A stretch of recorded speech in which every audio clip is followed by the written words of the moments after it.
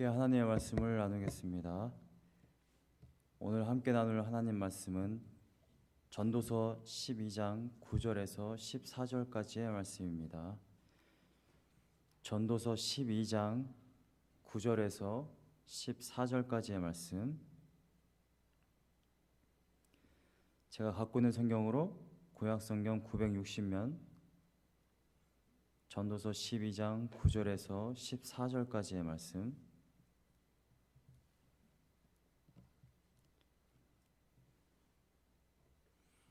다 찾으신 줄 알고 제가 봉독하겠습니다.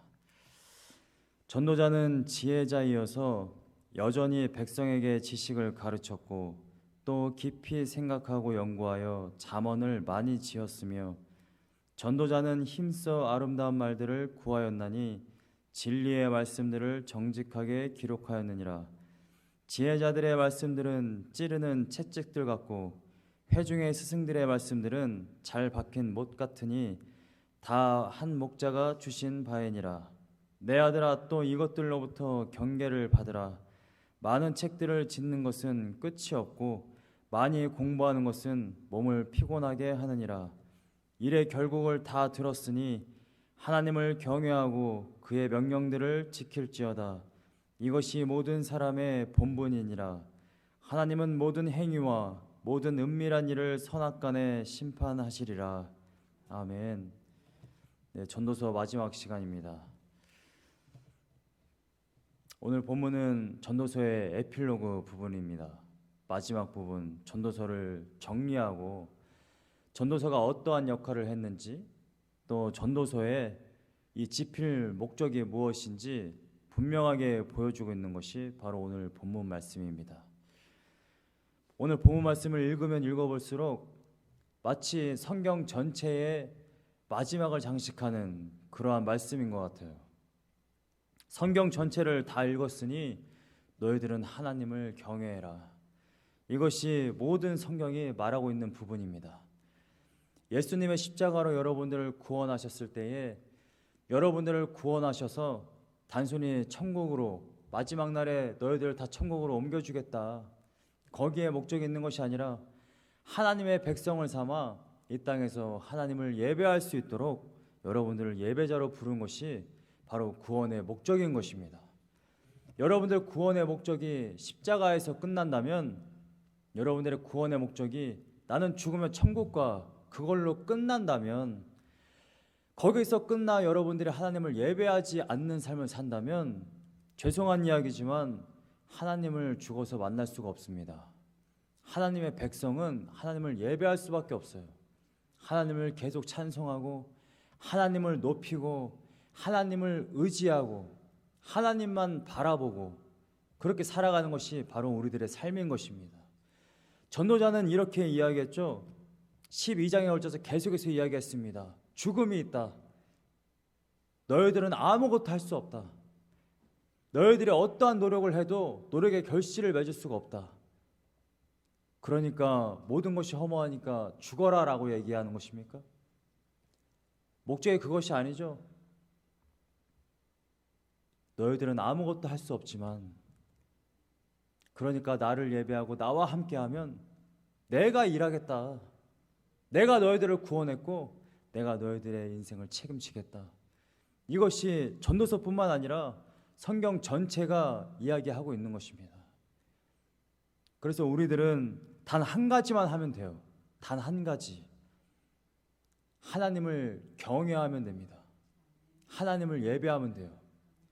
여러분들이 이 땅에 살아가는 동안 해야 할 많은 일들 중에 하나가 아니라 그것이 전부다라고 이야기하고 있습니다. 이 본문은, 오늘 본문 말씀의 13절 말씀을 보시면 이렇게 되어 있습니다. 이래 결국을 다 들었으니 하나님을 경외하고 그의 명령들을 지킬지어다. 이것이 모든 사람의 본분이니라. 번역이 잘못된 겁니다. 모든 사람의 본분이 아니라 사람의 모든 본분이다. 이렇게 해석, 이렇게 번역되어야 되는 겁니다. 영어 성경은 전부 다 이렇게 번역해 놨어요. 모든 사람의 본분이 아니라 사람의 모든 본분이다. 사람의 모든 듀리, 우리가 해야 할 의무는 이거다. 하나님을 예배하는 것. 여러분, 우리는 이 초점을 놓치면 안 됩니다. 오늘 본문 말씀의 9절과 10절 말씀은 전도서의 권위를 지금 먼저 이야기합니다. 전도자는 지혜자이어서 여전히 백성에게 지식을 가르쳤고 또 깊이 생각하고 연구하여 잠언을 많이 지었으며, 전도서 전에 잠언이 있습니다. 잠언 솔로몬이 지었어요. 대부분을. 정말 이 세상에서 가장 지혜로웠던 사람이 이 전도서를 지었다라고 이야기하고 있습니다. 이 세상에서 가장 지혜로웠던 사람, 이 인생이 무엇인지 정확하게 알았던 그 사람이 결국 자신의 인생 말미에 깨달은 것이 무엇이냐? 우리가 결국 해야 할 것이 무엇이냐면 하나님을 예배하는 거구나.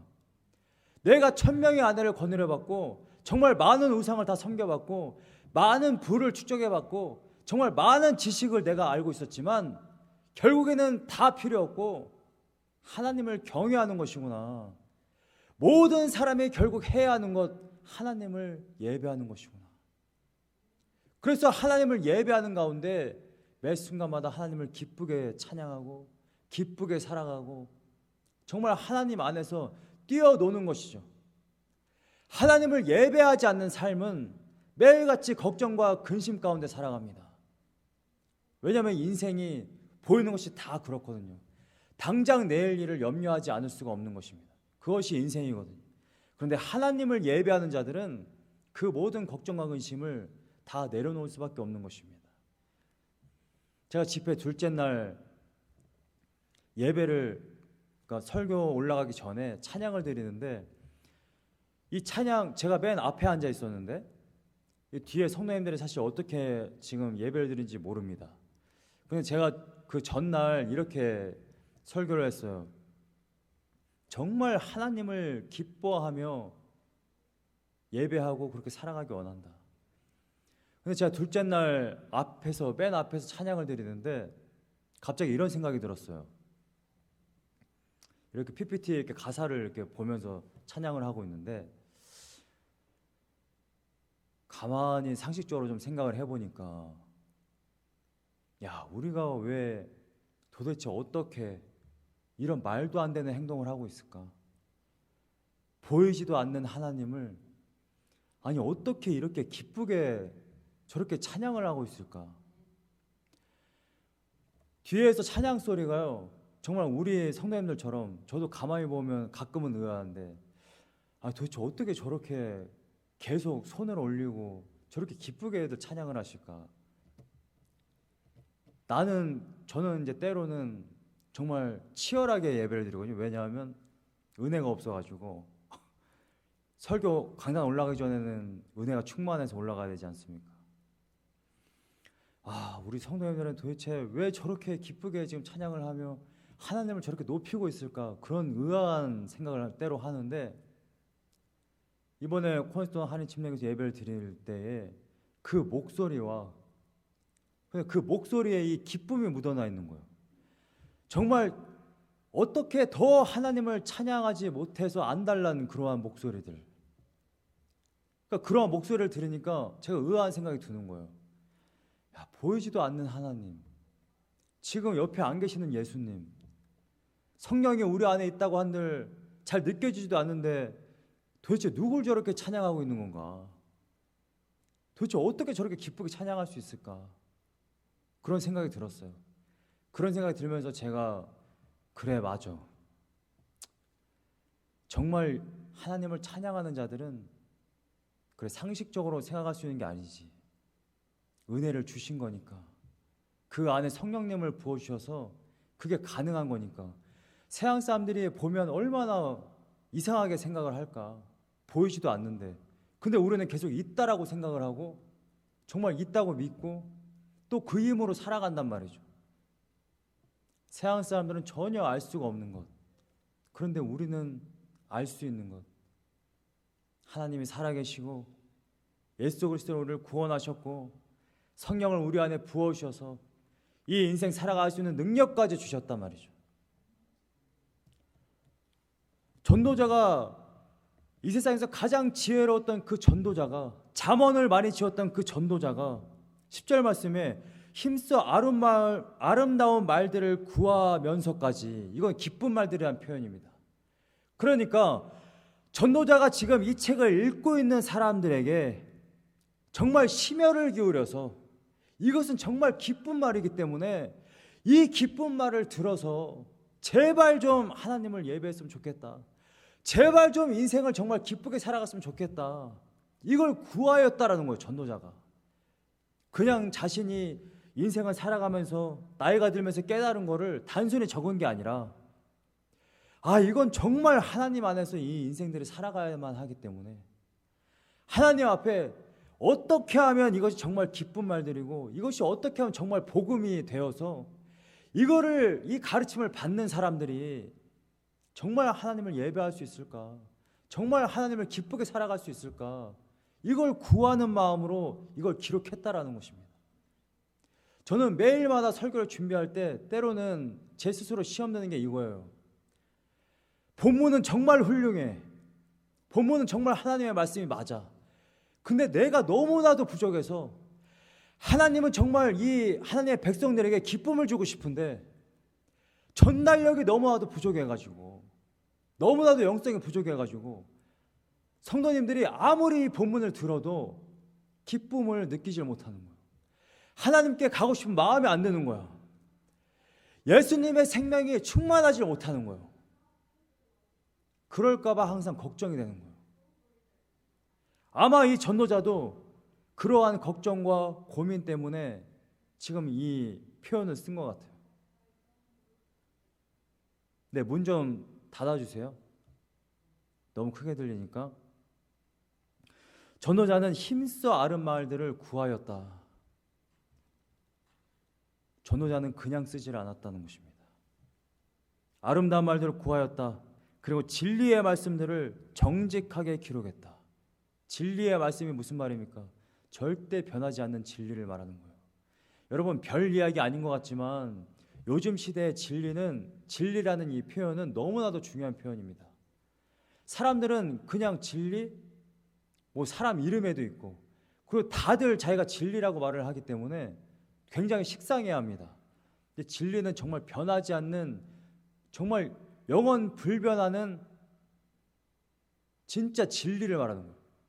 이 진리를 더 이상 어떻게 잘 설명할 수 있는 단어가 생각나지 않는데,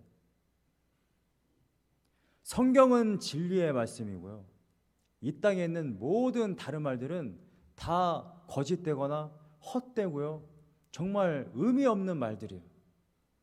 근데 많은 철학자들, 또 자기 생각으로 설교하는 많은 목사들, 또 자신의 생각대로 성경을 그냥 읽어가지고 그 구절을 자기식으로 해석하는 많은 사람들에 의해서 진리가 굉장히 왜곡됩니다. 여러분, 가만히 한번 생각해 보세요. 한 목사가 한 교회를 섬기는데, 이 목사가 정말 본문에 입각해서 하나님의 의도를 정확하게 파악해가지고 하나님의 말씀이 이것이다 라고 가르치질 않으면 모든 교회가 전부 다 세속화되고요, 이슬람, 불교, 힌두교, 천주교 전부 다 통합될 수밖에 없습니다. 그걸 다원주의라고 그래요.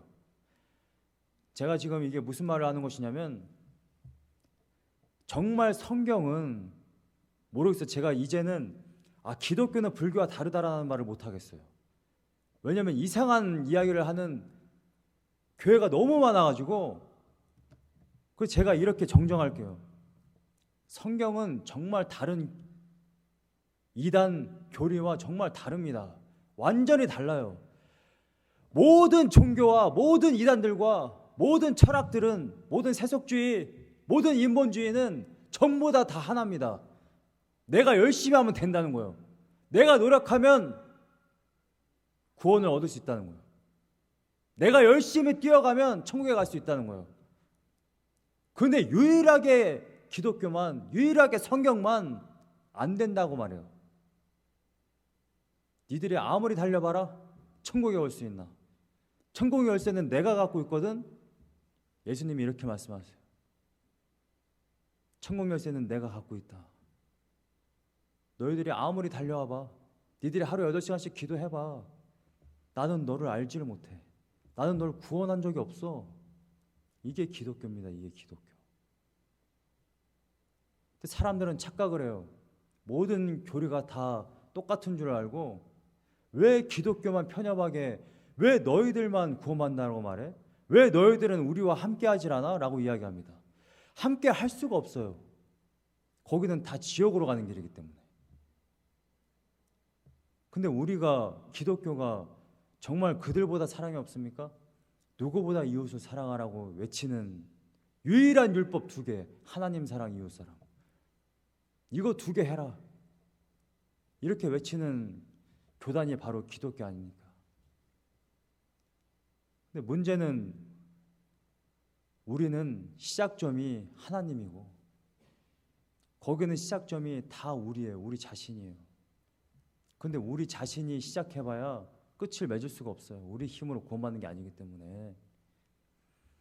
진리의 말씀을 정직하게 기록했다. 전도자가 뭐라고 이야기합니까? 너희들로는 안 된다. 너희들은 타락했다.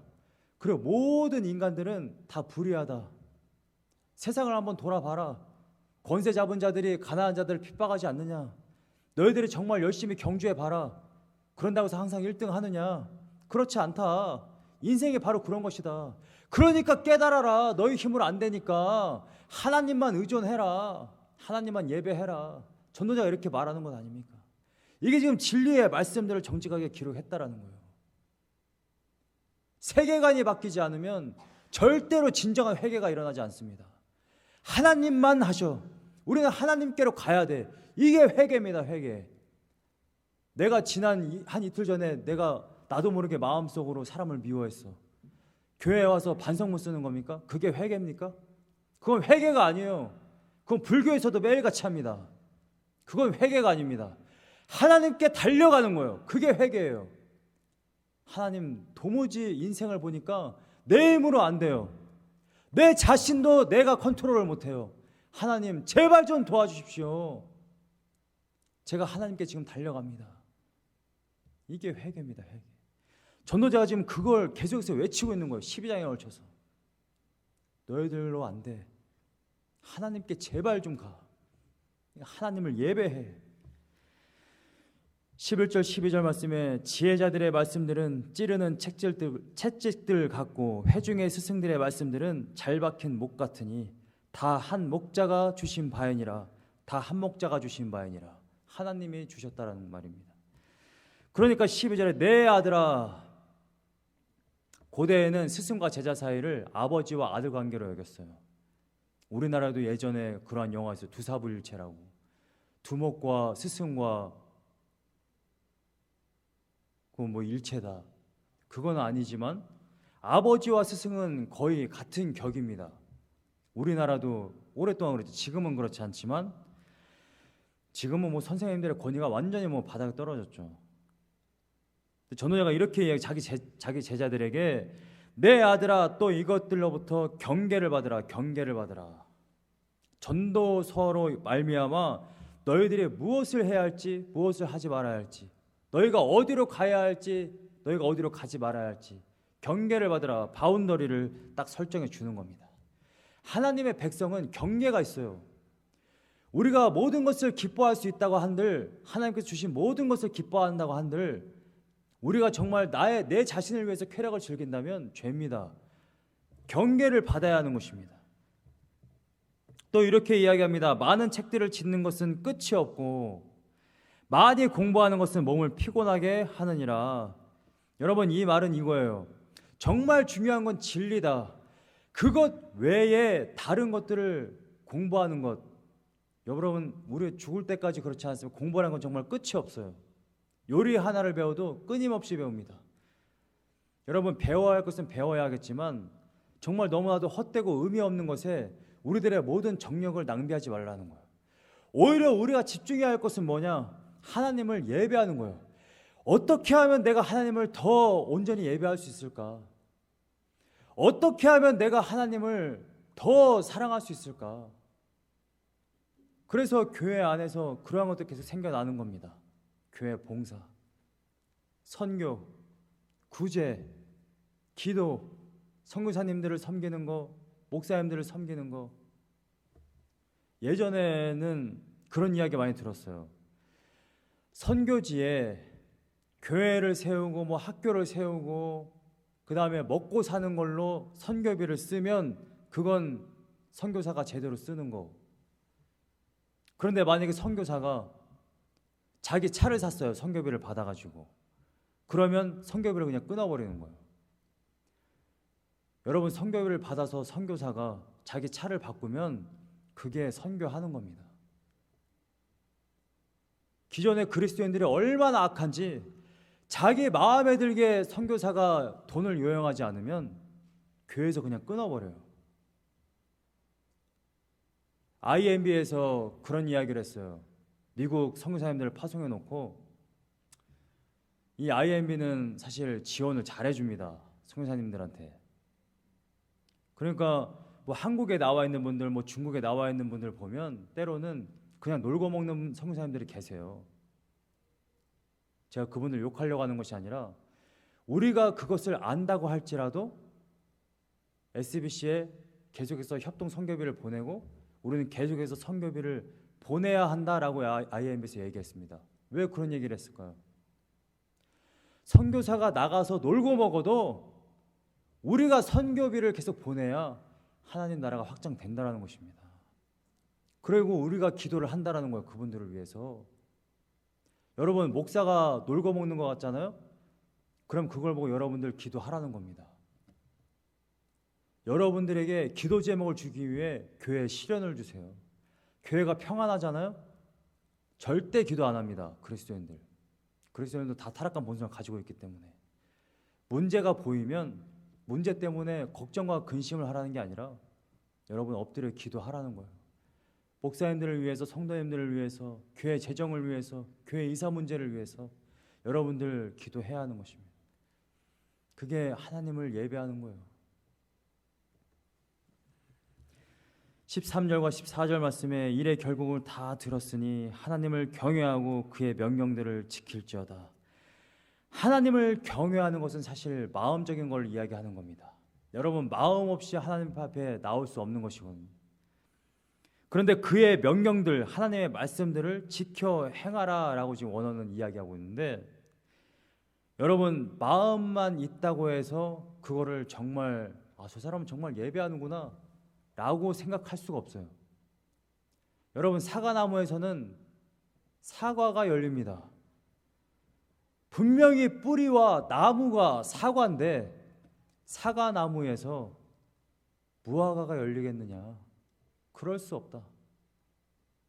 여러분, 성경은 이렇게 말하고 있는 건 아닙니다. 네가 사과가 되라 라고 이야기하고 있는 건 아니에요. 예수 그리스도의 피로 여러분들을 비행했어요. 구원받은 자녀로 만들었어요. 신분이 달라졌다라는 겁니다. 사과나무가 됐어요. 그러면 사과에 열매를 맺어야 되는 겁니다. 열매가 없으면 그건 아니다. 왜냐하면 시작을 하나님이 하셨는데 열매를 보아 안다라는 거예요. 여러분, 정말 하나님을 경외하는 마음이 있으십니까? 그럼 행동으로 나와요. 기도, 구제, 11조, 하나님을 경외하는 모든 것들이 결국엔 다 행동으로 나오는 겁니다.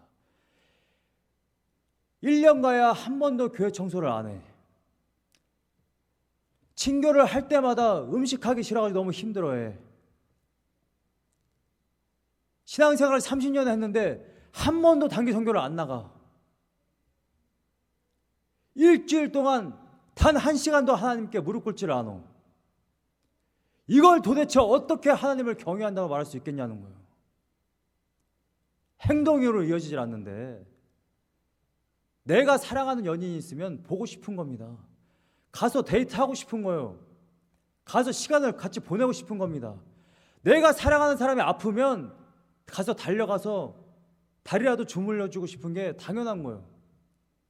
하나님을 경외하는 마음, 하나님을 사랑하는 마음이 있는데 선교지를 안 나간다? 목사로 부름을 받았는데 나는 목사로 안 사겠다?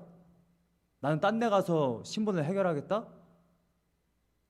그건 다 거짓말입니다. 자기 자식이 더 중요하다는 거예요. 아무리 물론 제가 밖에서는 친하고 사랑하기 때문에 네, 그럴 수 있죠. 아, 그럼요. 근데 그건 부름받은 게 아닙니다. 내가 자식 때문에 신분 해결해야 되니까 내가 가서 밖에서라도 영주권을 따겠다. 그럼 자식을 더 사랑하는 거 아닙니까?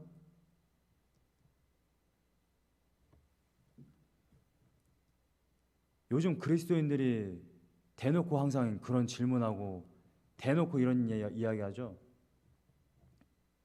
11조 해야 됩니까? 구약의 제사법이 없어졌는데 정말 너무 불의한 이야기 아닙니까? 10분의 1 물론 그거를 율법도 준 것도 아니고 사실은 신앙 고백으로 아브라함이 먼저 드렸음에도 불구하고 그건 제사법이랑 전혀 상관이 없습니다. 제사법은 구원에 관한 것이지 질문을 하는 의도 자체가 굉장히 불의해요. 10분의 10이 다 하나님 거지 10분의 1 그거 드리라는 그것도 아까워가지고 하나님이 그지입니까? 하나님 언제 돈 달라고 그랬어요? 요즘 그리스도인들이 그 질문 하나만 봐도 하나님을 어떻게 예배하는지 알겠다라는 거예요. 지옥에 가기 싫으니까 억지로 교회 나오는 척하고 삶 가운데는 전혀 하나님을 예배하지 않는 그러한 신앙, 이걸 어떻게 신앙이라고 말할 수 있겠어요? 이것은 아니라는 것입니다.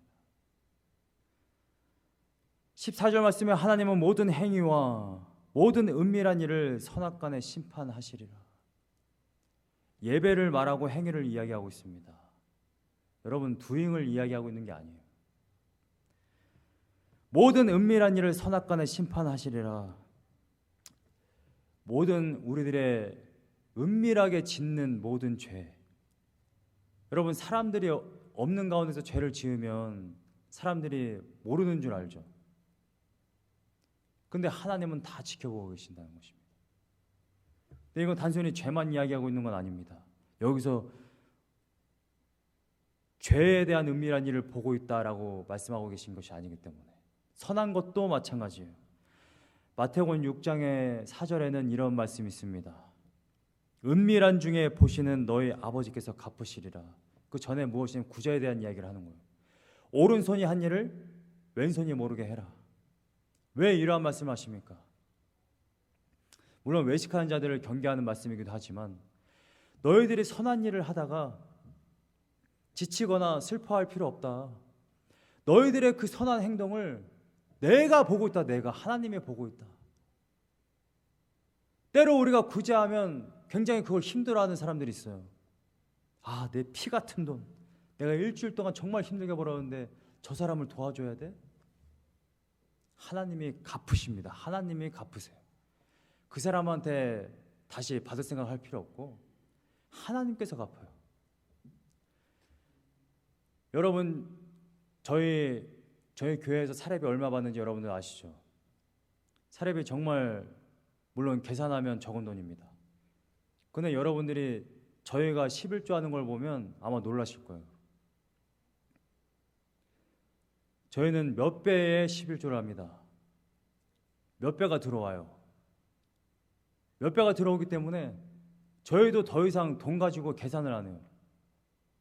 있는 거 다 나누고 있습니다. 그걸 하나님이 기뻐하시기 때문에. 나보다 더 밥 먹기를 힘들어 하시는 분들이 계세요. 나보다 더 힘든 하루하루를 사시는 분들이 계세요. 그럼 어떻게 해야 되겠습니까? 제가 주머니 털어야죠. 저희는 그래도 삼시세끼 먹고 저는 하루에 4끼를 먹고 있습니다. 하나님께서 갚으세요. 선한 일도. 지치고 힘들어할 필요 없습니다. 계산할 필요 없어요. 하나님의 감동 주시면 그냥 흘려보내는 겁니다. 여러분, 우리가 받은 은혜만 흘려보내는 게 아니라 우리들의 재물, 여러분들의 시간, 여러분들의 체력, 여러분들의 건강 다 흘려보내야 되는 거예요. 도움 요청에 와도 달려가지 않고, 기도 요청에 와도 무릎 꿇지 않고, 나의 시간을 나의 옆에 있는 성도님을 위해서 쓰지 않는다면 그건 하나님을 예배하지 않는 것입니다.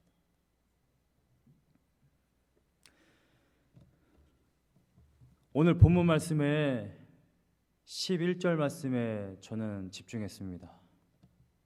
11절 말씀에 지혜자들의 말씀들은 잠언을 이야기하는, 전도서를 이야기하는 겁니다.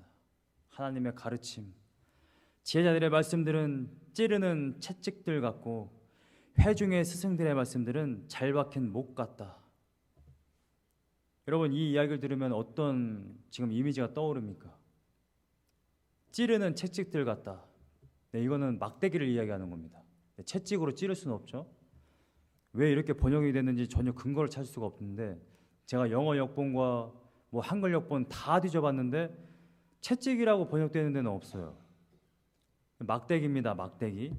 막대기로 찌를 수 있는 거죠. 목자라는 말을 했고 채찍이라는 말을 했습니다. 자, 이게 무슨 말이냐면 하나님의 자녀들은 양이라는 겁니다. 양.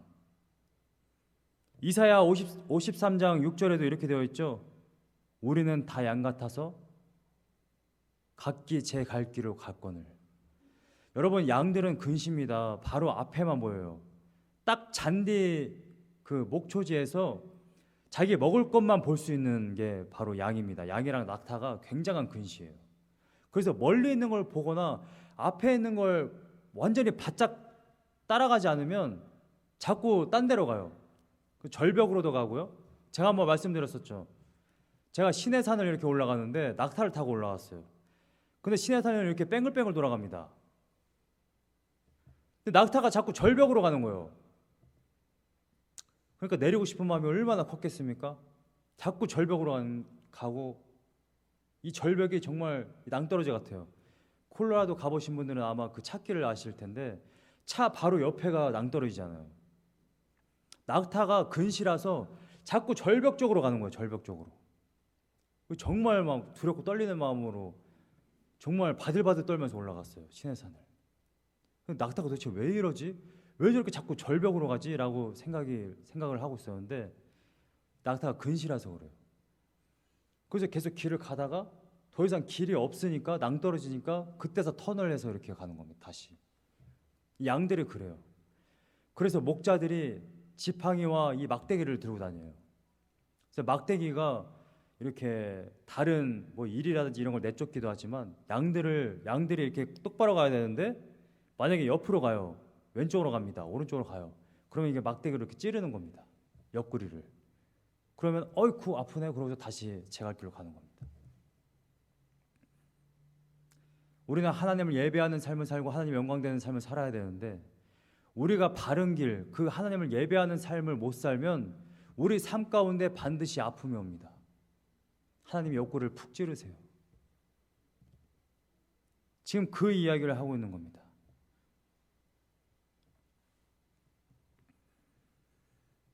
성경에서 정말 하나님을 예배하는 모습이 어떤 모습인가 그걸 계속해서 묵상하다가 생각이 나는 말씀이 있었어요. 그게 이제 요한복음 12장에 나타나는 마리아의 예배였습니다. 요한복음 12장 1절부터 8절까지의 말씀을 함께 보기 원하는데요. 이 요한복음 12장 1절에서 8절까지의 말씀은 마태복음 26장 1절에서 13절, 마가복음 14장 3절에서 9절 말씀이 병행 본문입니다. 같은 이야기가 다 나와 있어요. 요한복음 이 12장 1절에서 8절 말씀을 보면 2절 말씀을 보면 마르다가 나오고요. 그 다음에 나사로가 나오고요. 그 다음에 3절에 마리아가 나옵니다. 마르다는 예수님과 그 제자들의 그 식사를 준비하느라 분주했고요. 누가복음에 보면 굉장히 마음이 분주했습니다. 근데 마리아는 예수님 발 앞에 앉았죠. 예수님이 들어오셨을 때에 마리아는 자신이 아껴두었던 옥합을 깨트려서 예수님의 발을 씻깁니다. 예수님의 발을 씻기니까 거기 있던 제자 중에 한 사람이 이런 말을 하죠. 5절 말씀을 보면 이 향유를 어찌하여 300데나리온에 팔아 가난한 자들에게 주지 아니하였느냐 이렇게 이야기합니다. 300데나리온이라는 말은 한 데나리온은 하루 품삯입니다. 일반 노동자의. 그러면 거의 1년치 품삯이라는 거예요. 1년치 연봉을 하나님의 발에다가 그냥 들이부었다라는 거예요. 여러분, 우리가 생각해봐도 얼마나 어처구니가 없습니까? 1년짜리 연봉을 사람의 그냥 발에 부었어요. 우리 개념에서는 그냥 땅에다 버린 겁니다. 1년치 연봉을. 그런데 예수님이 뭐라고 말씀하시냐면 병행 부모님 마태복음과 마가복음에 마가복음 14장 9절에 이렇게 기록되어 있어요. 마태복음 26장 13절에 똑같이 기록되어 있는데 내가 진실로 너희에게 이르노니 온 천하에 어디서든지 복음이 전파되는 곳에는 이 여자가 행한 일도 말하여 그를 기억하리라 하시니라. 여러분, 한 여자가 1년치 연봉을 그냥 바닥에 그냥 부어버렸는데 이걸 복음이 전파되는 곳에 기억될 것이다 라고 예언을 해요.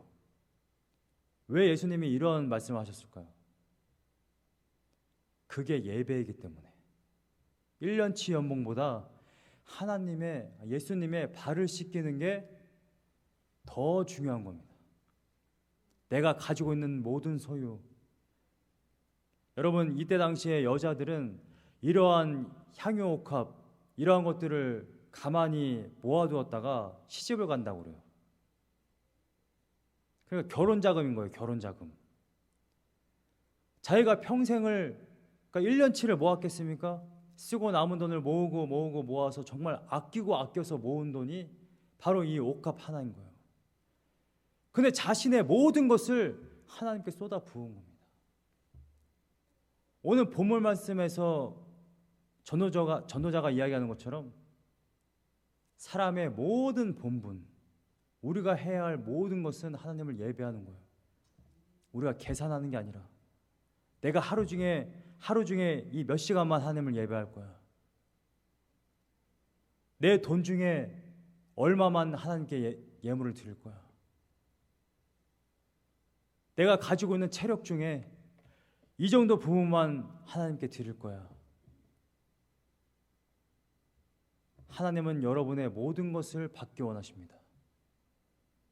여러분의 모든 체력, 여러분이 가지고 있는 모든 시간, 여러분들이 가지고 있는 모든 재물,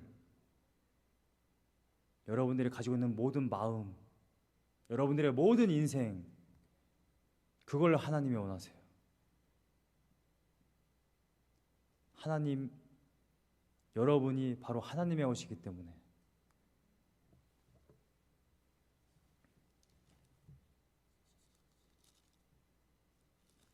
저는 여러분들의 삶이 하나님께 온전히 다 드려지는 귀한 인생이 되기를 간절히 소망합니다. 바른 길로 가십시오. 하나님을 예배하는 삶. 여러분들이 바른 길로 안 가면 때로 옆구리가 아플 거예요. 왜냐하면 하나님은 여러분을 절대 포기하지 않으시고 바른 길로 가도록 옆구리를 찌르실 겁니다. 여러분들 옆구리를 찌르시기 전에 매 순간마다 우리가 또 우리의 힘으로 가는 것은 아니잖아요. 그 길을 걸어갈 수 있도록 우리 안에 성령을 주셨기 때문에 넉넉히 매 순간마다 하나님을 예배하며 승리하며 나아가는 귀한 인생들 되시기를 간절히 소망합니다.